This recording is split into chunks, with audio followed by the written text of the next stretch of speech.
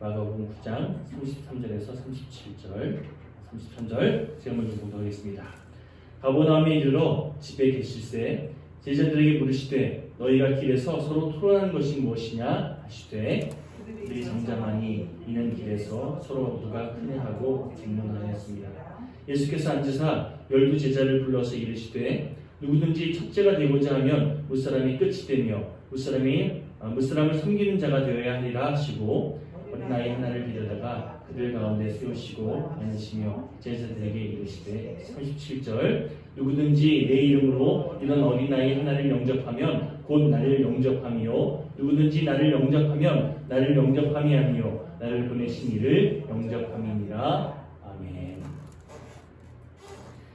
예전에 SBS TV 프로그램에서 맨발의 의사들이라는 그런 스페셜 다큐멘터리를 방영한 적이 있었는데요. 제가 그때 그 다큐멘터리를 시청하면서 많은 도전과 많은 깨달음을 얻었던 그런 시간이 있었습니다.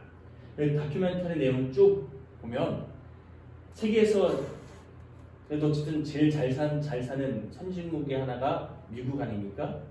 근데 이 미국조차도요 매년 5천만 명 이상이 5천만 명이 굉장히 많은 숫자잖아요.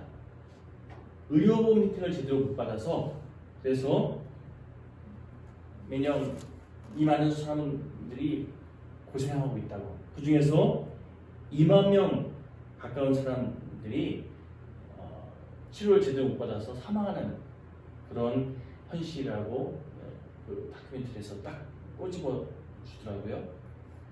근데 놀랍게도 우리나라의 5분의 1 정도의 국민소득인 나라가 있는데 쿠바라는 스포츠 강국이잖아요. 그렇죠? 이 쿠바라는 나라에서는요 전 국민이 모두 무료 교육에 또 무료 의료 혜택을 받고 있다. 사실 우리나라도 이 의료보험이 잘 돼 있는 나라 중에 하나잖아요. 우리나라보다 더 잘 혜택을 받고 있다고 소개하면서 동네마다 보건의가 있는데 우리나라에서 보건의 하면 죄송한 말씀이지만 그래도 종합병원에서 일하시는 분보다 조금 그래도 조금 밑으로 보잖아요. 그런데 이 동네마다 있는 보건의들이요 굉장히 수준급이라는 거예요. 그러면서 마치 개인 주치의 마냥 동네 사람들, 주민들을 그렇게 잘 케어하고 심지어는요 동네 사람들을 방문해 가면서 병의 원인에 대해서 또 환경이 뭔가 잘못되지 않았는지 잘 체크해 주면서 아프지 않게끔 예방해 주는 역할까지 잘 감당하고 있다. 대단하지 않습니까? 뿐만 아니라 세계에서 가장 의료 봉사를 많이 하는 나라가 바로 이 쿠바라고 하더라고요. 1963년부터 지금까지 101개국에서 10만 명 이상의 쿠바 출신의 의사들이 무료 의료 봉사로 이렇게 헌신하고 있다라고 소개하고 있더라고요. 또 쿠바의 수도인 아바나에 보면요, 의과 대학 중에서 라틴 아메리카 계통의 의과 대학이 하나 있는데 이곳에서 중남미 또 아프리카 심지어는 미국에서 빈곤층 학생들을 그렇게 선별해서 그 학생들을 장학금 주면서 무상교육하고 있다고 하더라고요. 책, 교복, 심지어는 용돈까지 주면서 엄청난 혜택 아닙니까? 이렇게 모든 걸 무상으로 교육시키는데 이 학교에서 교육받은 학생들은요 졸업 후에 그들이 살던 자기의 가난한 마을로 다시 돌아가서 그곳에서 치료받을 돈이 없어서 또 병원이 너무 멀어서 병들고 죽어가던 그런 사람들을 위해서 기꺼이 봉사하는, 헌신하는 그런 사역을 감당하더라는 거예요. 여러분, 이윤 추구가 최고의 가치. 그래서 병원에서도 돈 없으면 치료 안 해주잖아요. 이것이 이 세상의 가치 기준인데 우리나라와 정반대편에 있는 아주 가난한 나라 중에 하나인 쿠바에서는요, 말 그대로 기적이 일어나고 있는 거죠. 더 나은 세상을 향한 희망을 품고 그걸 섬기는 그런 문화가 딱 세팅되어 있더라는 거예요. 왜 이렇게 자선 활동하십니까? 당신들은 의사니까 돈 많이 벌 수 있는 그런 환경 속에 있는데 왜 이렇게 헌신하십니까? 무료로 봉사하십니까? 이런 질문에 쿠바 의사들이 한결같이 이런 대답해요. 돈이 아니라, 권력이 아니라, 어떤 대단한 병에 때문이 아니라 아픈 사람이 있고 또 우리를 필요로 하는 그곳에 내가 기꺼이 나가서 아픈 사람들이 나을 수 있도록 최선을 다해 돕는 것. 그래서 그들이 감사하다고 우리에게 그 고백하는 이 과정들이 우리에게서는 바로 얻을 수 있는 가장 최선의 대가입니다. 왜냐하면 우리가 이미 은혜를 경험했고 그 은혜를 삶을 통해서 대갚아주는 것이 우리들의 사명이기 때문입니다. 라고 고백하더라고요. 자본에 종속되어서 나 혼자 잘 먹고 잘 살면 된다고, 나 혼자 유익하면 된다고 그렇게 고집 부리는 것이 아니라 내가 누린 은혜를 되갚아주고 내가 경험한 그 은혜에 대해서 나 또한 삶을 통해 흘려보내는, 한마디로 사명에 충실한 삶을 살아가는, 직업이 돈 버는 수단이 아니라 한마디로 사명을 감당하는 수단으로 그렇게 세워져 있는 이 쿠바 의사들을 보면서 제가 도전받고 또 은혜받는 그런 시간들이었습니다.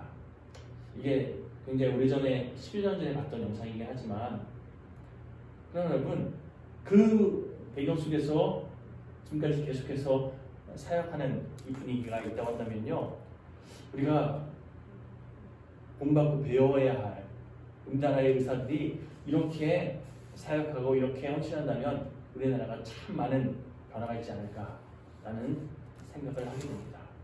물론 우리나라에도요, 헌신하는 의사들이 계셔요. 하나님의 가치관을 기준 붙잡고 하나님의 사명 분담하기 위해서 애쓰는 분들이 계셔요. 그분들이 더 많아지길 소망하는 것이죠. 그래서 이 땅이 정말 주님의 사랑으로, 주님의 은혜 가운데 또 많은 영혼들을 섬기는 분위기로 아름답게 세팅되어지면 이게 정말 하나님 나라가 이 땅 가운데 임하는 현장이 되지 않겠습니까? 여러분, 하나님께서 우리에게 원하시는 것은요, 권력과 재력이 사람들을 지배하는 그런 지상왕국이 아니라 하나님의 사랑으로 서로를 섬기고 또 서로를 품어주는, 그래서 하나님의 가치관이 지배하는 하나님 나라가 이 땅 가운데 바로 서게 되는 것을 우리에게 원하신 줄 믿습니다. 하나님의 뜻이 이루어지는 하나님의 나라, 말씀대로 이루어지이다, 이것이 실현되어지는 하나님께서 통치하시는 이 하나님 나라가 먼저 우리 영일교회를 통해서 이 가난 지역으로 아름답게 세팅되어지고, 또 무엇보다 하나님께서 우리에게 맡기신 사명 잘 감당하는 가운데, 여러분, 지구 반대편에 있는 쿠바에서만 일어나는 일이 아니라 우리 삶의 현장에서 이런 섬김과 이런 헌신이 일어난다면 여러분, 하나님께서 정말 기뻐하시지 않겠습니까? 이런 맥락 붙잡고 오늘 본문 말씀 좀 살펴보기 원하는데요, 마가복음 8장에 보시면 베드로가 주님께서 십자가 고난에 대해서 선포하실 때 주님 그러시면 안 됩니다 하면서 주님을 뜯어 말리는 그런 장면이 소개되는데요, 그때 예수님께서 베드로에게 이렇게 말씀하십니다. 사단아, 내 뒤로 물러가라. 한마디로 지금 나를 위한답시고 지금 나를 말리는데 그거 사단이 주는 마음이라는 거죠. 하나님의 뜻이 아니라는 겁니다. 하나님의 뜻은 우리 영혼들을 위해서 그 십자가 사명 감당하기 원하시는 이 과정들이 있는데 너의 생각 붙잡고 그 하나님의 뜻을 나가서지 말라는 거예요. 십자가의 길에 대해서 이렇게 말씀하신 이후에, 자, 오늘 우리가 함께 읽은 이 9장을 통해서도 다시 한번 십자가 순환을 설명해 주시고 말씀해 주셨거든요. 자, 우리 9장 31절 말씀 함께 읽어볼까요?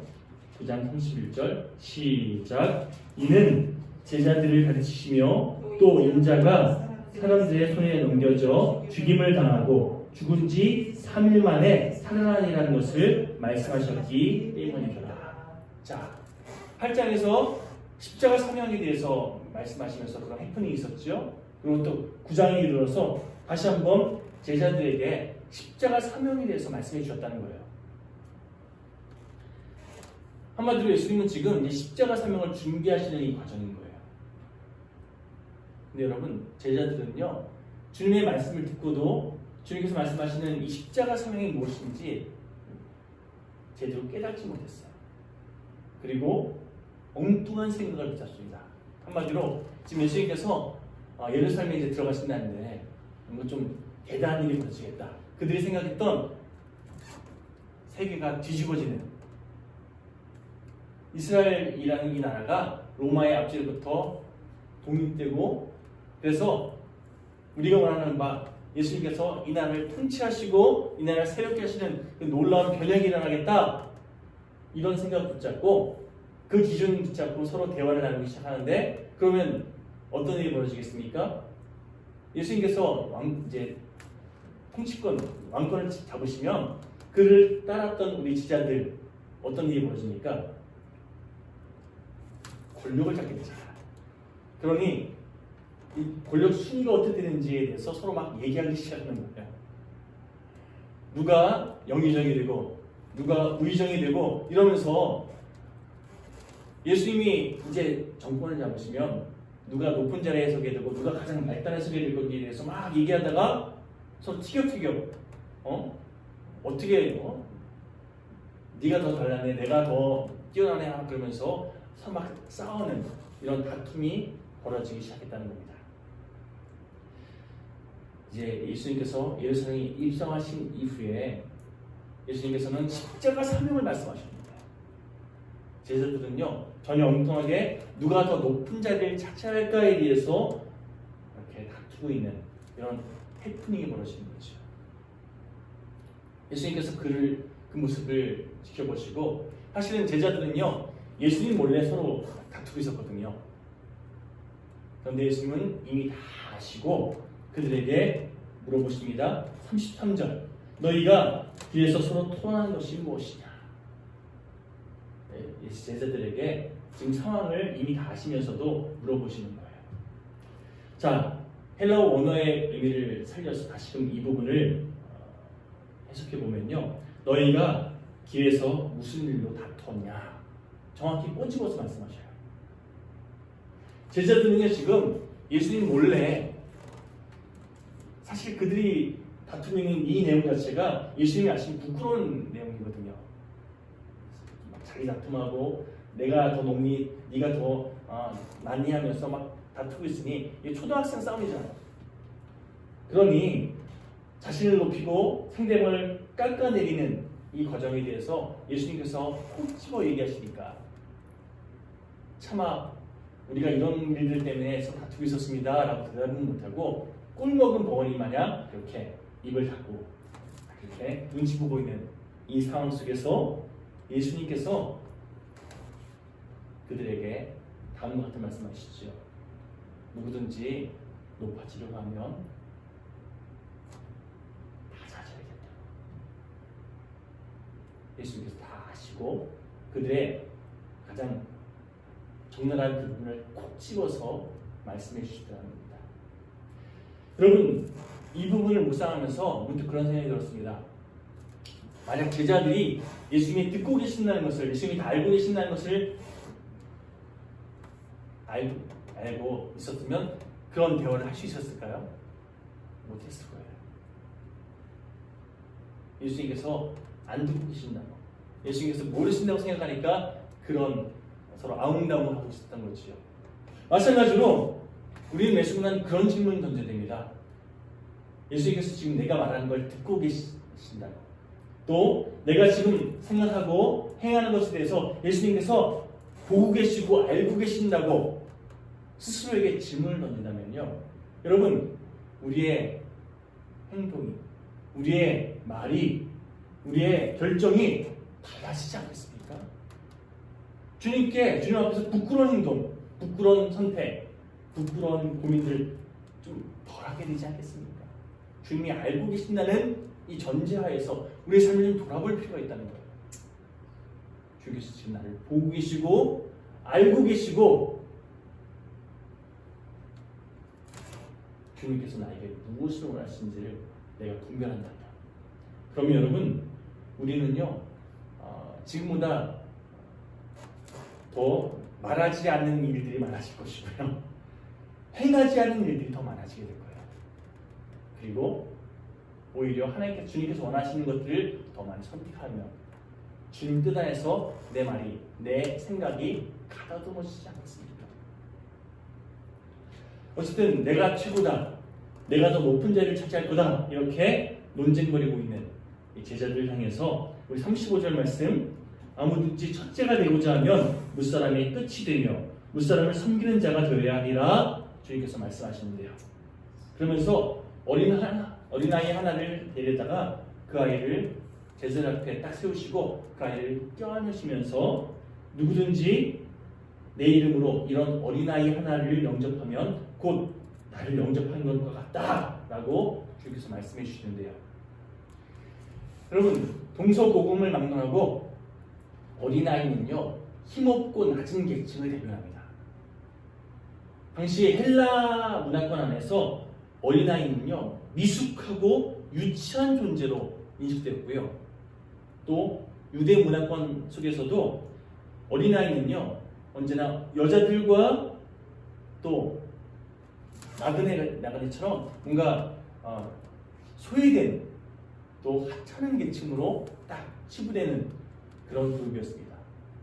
하다못해 남자인데도 불구하고 어린아이면 뭐 사람 명수 세는데 명수에 포함되지 않았잖아요. 여러분, 한마디로 쓸모없는 자, 하찮은 자로 치부되는 이 어린아이를 하나님 주님께서 딱 끌어안으시면서 이 아이를 이 어린아이 같은 존재를 섬길 때에 그것이 바로 나를 섬기는 거다, 그것이 또 하나님을 섬기게 되는 것이다 라고 말씀하셨다는 거예요. 너희들이 생각하기에 전혀 도움이 되지 않는, 또 무시받고 있는 그 대상자들을 영접하고 섬기는 마음이 있을 때 그것이 바로 주님을 섬기는 것이고 하나님을 섬기는 것이 된다라고 말씀하셨다는 거예요. 누가 더 큰지 또 누가 더 높은 사람인지에 대해서 논쟁을 벌이고 있던 제자들을 향해서 하찮은 자를 섬기고 또 너희들이 무시하는 그 사람들을 오히려 그렇게 섬기는 선택하는 인생이 정말 주님께서 보시기에 또 하나님께서 보시기에 큰 자라고 말씀하고 계신 거죠. 여러분, 오늘 본 말씀을 통해서 하나님께서 우리에게 말씀하시는 영적 교훈 몇 가지를 좀 살펴보기 원하는데요. 첫째로, 제자의 길은 섬김받기 위해서 애쓰는 삶의 모습이 아니라 오히려 섬기는 자의 모습임을 우리에게 말씀하고 계십니다. 내가 더 높은 자리에 올라가려고, 내가 더 너보다 낫다고 막 그렇게 고집부리는 삶의 모습, 제자의 삶이 아니라는 거죠.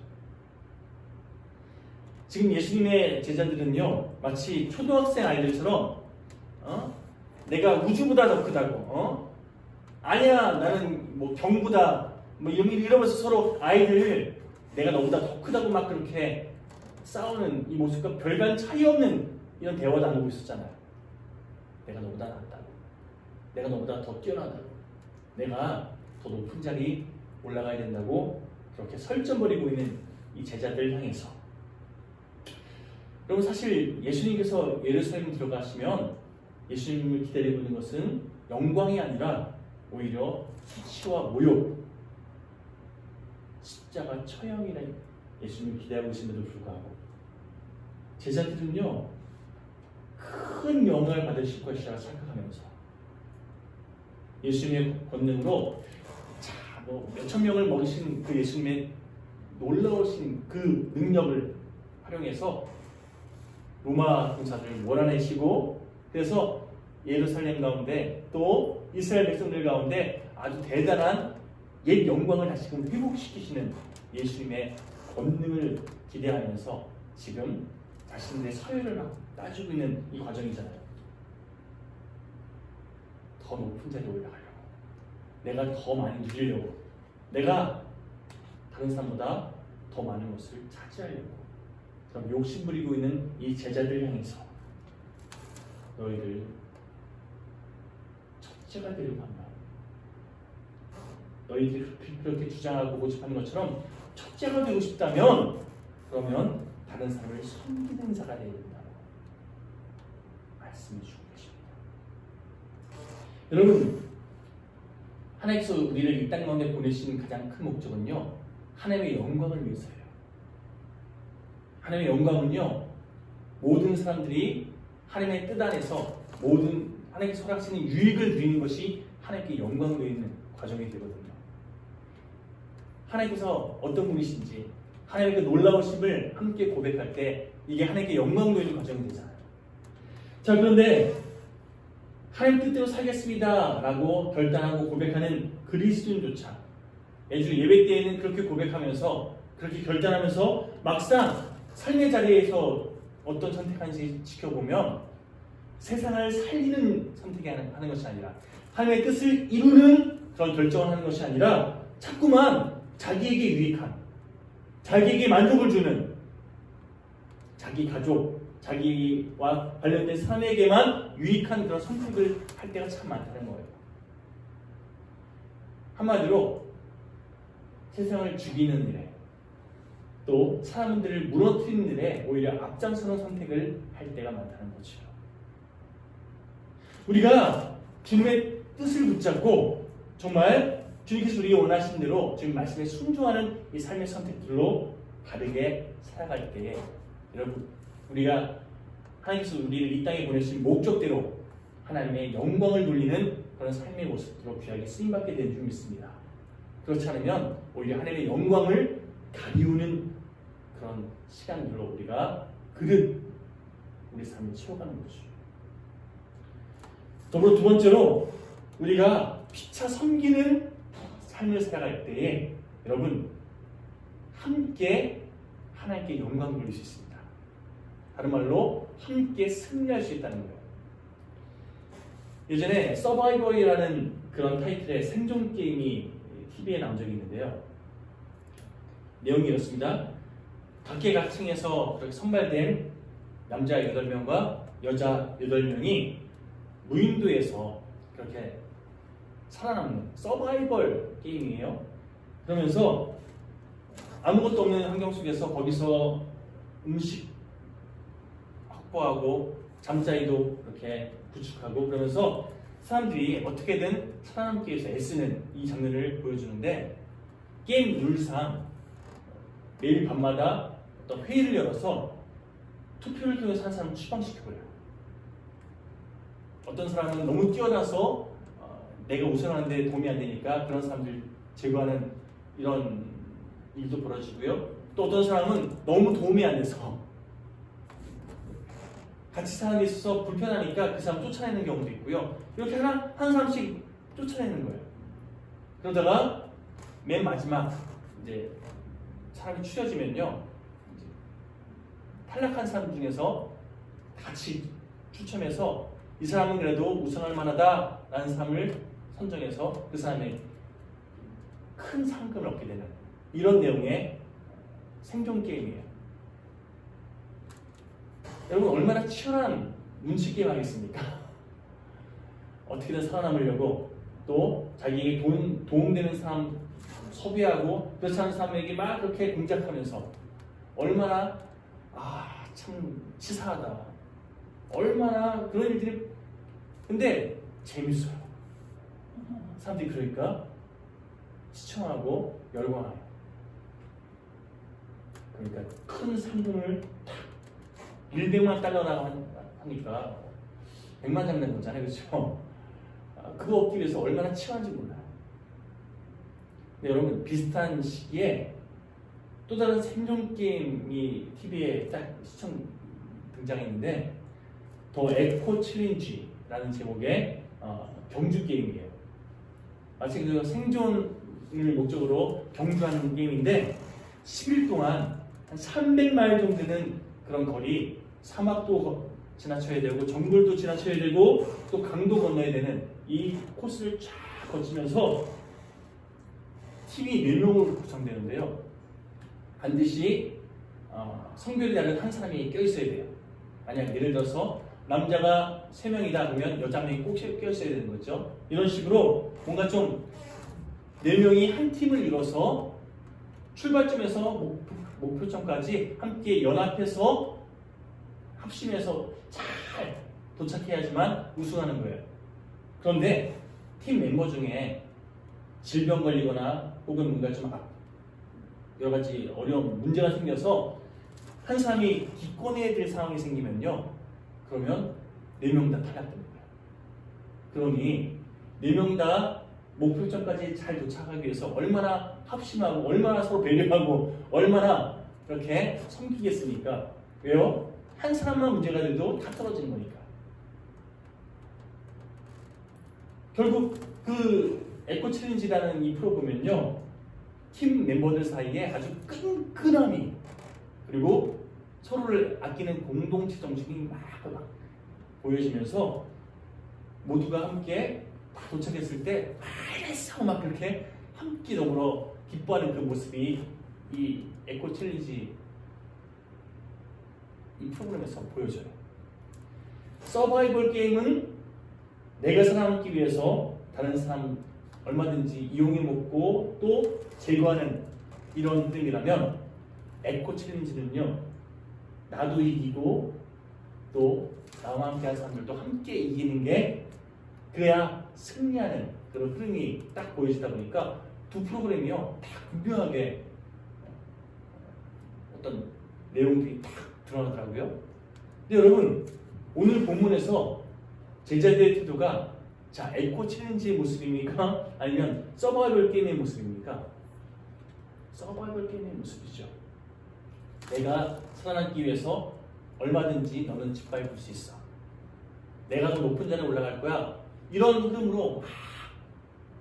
근데 여러분, 점점점 세상의 가치관은요, 서바이벌 게임에 주목하고 거기에 열광해요. 치사하지만 재밌으니까. 더럽지만 그게 우리의 현 시작 삶의 상태니까 거기에 그냥 재미를 느끼고 그렇게 빠져들더라는 거예요. 하지만 여러분, 저는요, 예수님께서 우리에게 원하시는 건 에코 챌린지의 흐름이지 않을까. 함께 더불어 승리할 수 있도록 합력하는 모습. 그래서 예수님께서 제자들에게 너희들 나만 좋으면 되는 가치관으로 살지 말고 나만 아니면 된다고 그렇게 다른 사람들 짓밟지 말고 너도 좋고 나도 좋은, 그래서 에코 챌린지의 멤버들이 서로 섬기고 아껴주고 도와주는 이런 흐름으로 그 모든 여정들을 잘 감당했던 것처럼 너희들도 다른 사람을 섬기는 자가 되려. 힘 있는 자가 약한 자를 도와줄 때 함께 더불어 좋지 않겠나. 그 유익을 함께 누리는 그런 삶을 추구하려 말씀하고 계시더라는 거예요. 여러분, 첫째와 꼴찌가 예전에 어떤 프로 보니까요, 결승선 딱 있을 때 내가 1등으로 가서 도장 받으려고 막 뛰는 모습이 아니라 다 손잡고 함께 다 들어가는, 그래 우리 모두가 1등이야 이런 CF를 제가 본 적이 있는데, 사실 세상적으로 봤을 때는 맞지 않는 가치관이죠. 그러나 하나님께서 우리에게 그런 가치관으로 살기를 원하시는 분이 있습니다. 좀 더디가는 사람들, 그 사람들에게 내가 발 맞춰줄 줄도 알고, 그래서 함께 진정한 유익을 누릴 수 있는, 기쁨을 함께 나눌 수 있는 그런 모습들. 하나님께서 힘 있는 자에게 바로 그런 섬기는 마음가짐을 원하시더라는 거예요. 여러분, 그리고 세 번째는요, 지극히 작은 자 하나를 섬기고 영접하는 게 바로 주님을 영접하는 것이다. 이게 바로 하나님의 뜻에 순종하는 삶의 모습이다 라고 우리에게 말씀하고 계시는데요. 자, 어린아이의 어린아이를 딱 주님께서 샘플로 보여주시면서 이 어린아이를 섬기는 것이 바로 나를 섬기는 거다라고 말씀하시는 게, 한번 생각해 보십시오. 어린아이는요, 내 출세를 도와줄 수 있는 존재가 아니에요. 나에게 어떤 도움을 줄 수 있는 게 아니라 오히려 내가 도와줘야 될 대상인 거죠. 어린아이 키워보셨잖아요. 내가 아무리 피곤해도 그 아이가 밥 달라고 울면 피곤하면 어떻게든 일으켜가지고 그 아이에게 밥을 줘야 돼요. 왜냐하면 그 아이는 내 도움이 없으면 살 수 없으니까. 내가 어떻게든 그 아이에게 도움을 주기 위해서 애쓰고 헌신하는 그런 존재. 그 대상이 바로 어린아이라는 대상 아니겠습니까? 어린아이 하나 키우기 위해서 얼마나 많은 시간과 돈과 정성이 필요한지 몰라요. 그렇죠. 그래서 요즘에 젊은 친구들은요, 애 안 낳으려고 그러잖아요. 애 하나 키우면 돈 많이 든다고. 아예 그냥 우리끼리 즐기다가 이렇게 살다가 하면 되지. 이렇게 애 안 낳으려고 하는 분위기가 요즘 세대의 분위기라고 하더라고요. 실제로 정녕 그러다 보니까요, 요즘 아이들이요, 출산율이 확 저하돼서 저만 해도 한 반에 한 60명이었거든요. 초등학교, 중학교, 고등학교 때까지. 근데 저희 딸만 봐도요, 한 반에 16명이에요.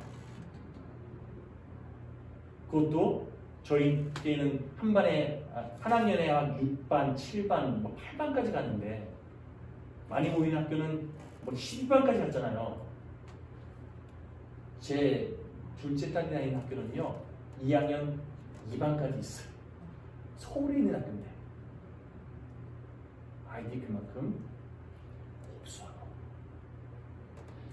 여러분, 오늘 37절 말씀은요, 내가 도움이 필요한, 오히려 내가 헌신해야 될 그 존재, 어린아이가 그런 대상을 상징하잖아요.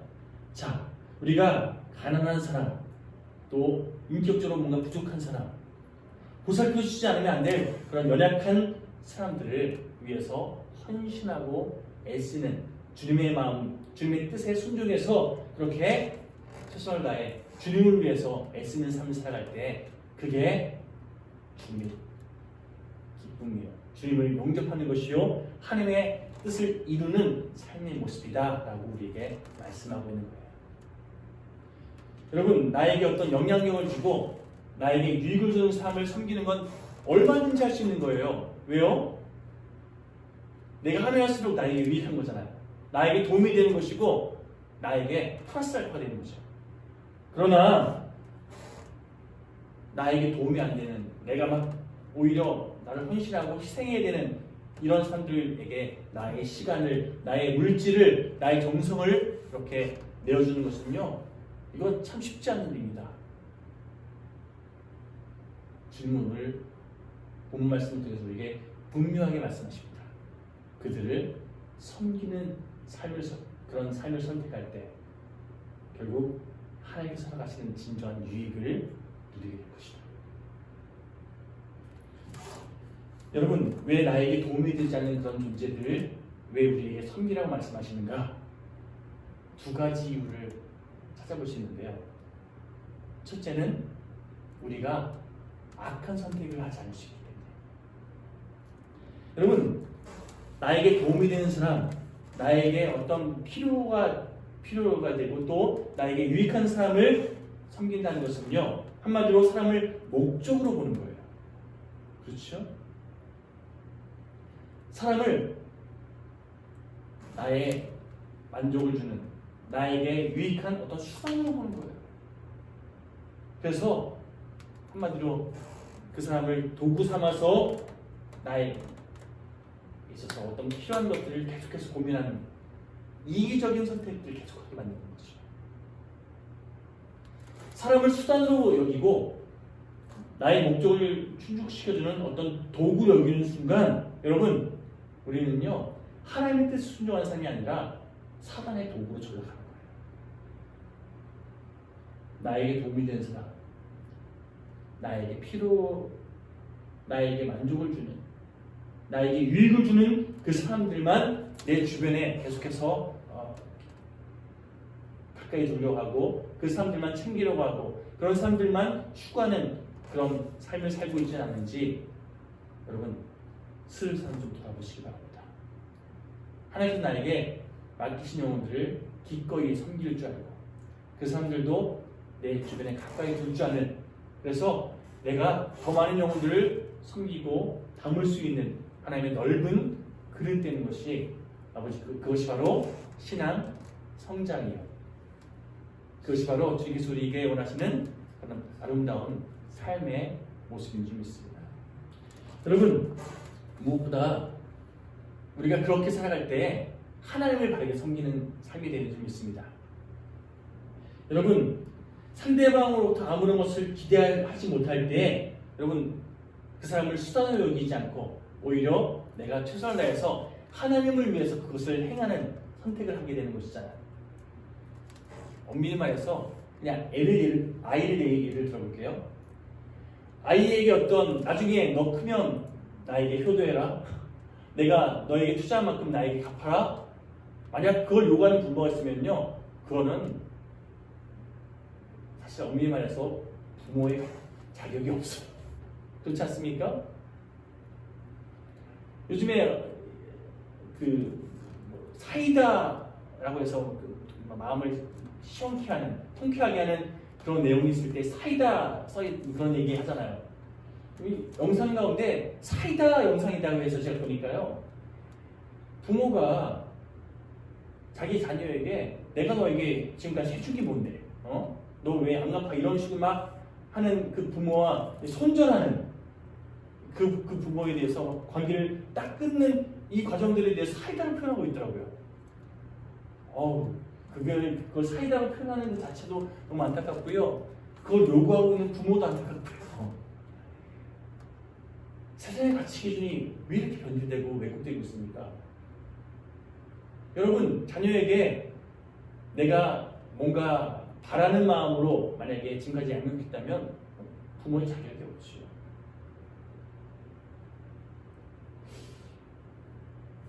우리가 왜 어머니를 떠올리면 그렇게 막 마음이 애절해지고 눈물이 납니까? 나를 위해서 아낌없이 베풀었던 그 사랑이 있기 때문에 그런 거 아닙니까? 예전에는 깨달지 못했는데 아버지가 나를 위해서 행했던 그 깊은 사랑을 깨달을 때 우리는 나도 모르게 눈물 흘리면서 아버지에 대해서 감동하는 마음을 얻잖아요. 여러분, 자녀에게 행하는 모든 것들이요, 조건 없는 사랑, 아가페 사랑이잖아요. 주님께서 우리에게 베푸신 것이 바로 그 조건 없는 사랑이었고요, 하나님께서 우리에게 허락하신 것이 바로 그 조건 없는 사랑이었기에 우리가 그 주님의 사랑에 합당한 삶을 살아가는 것. 말 그대로 어떤 조건부로 나에게 뭔가 얻어진 것이 있을 때 나는 베풀 줄 알고, 그렇지 않으면 손절하는 이런 모습이 아니라 주님께서 나에게 베푸신 그 사랑에 힘입어 나 또한 다른 사람들에게 얼마든지 아낌없이 주를 나누고 서 있는 삶을 살아갈 때 여러분, 그것이 바로 하나님께서 우리에게 원하시는 복된 삶이요, 하나님을 섬기는, 하나님께 영광 돌리는 삶의 모습이 되는 줄 믿습니다. 여러분, 사람들은요, 높은 자리에 올라가고 강한 힘을 발휘하고 그래서 권력을 가지고 돈을 많이 확보하면 그게 대단하고 좋은 거라고 착각합니다. 그래서 어떻게든 높은 자리에 올라가려고 하고 어떻게든 더 많은 것을 내가 움켜쥐려고 애쓰는 그런 선택을 하게 되더라는 거지요. 하지만 여러분, 오늘 주님께서 분명히 말씀하십니다.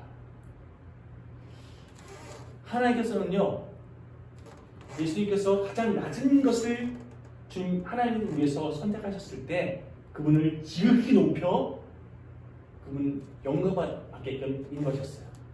마찬가지로 우리가 정말 주님을 위해서 가장 낮은 자리에서 헌신하고 수고하는 삶을 살아갈 때에 하나님께서는요, 우리를 지극히 높이시고 우리에게 하나님의 영광 안에 갈 수 있는 기쁨을 허락하시는 줄 믿습니다.